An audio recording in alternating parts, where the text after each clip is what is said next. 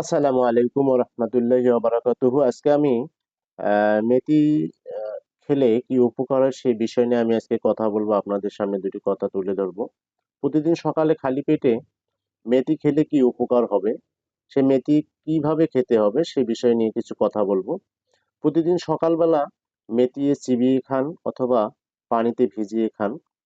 ২ টি উপায়ে খেলেই বরঞ্চ শরীরের রোগ জীবাণু মরে এবং মেথি ভিজিয়ে রেখে সেই পানি পান করলে শরীর রোগ জীবাণু তো মরবেই, বিশেষত কৃমি মরে।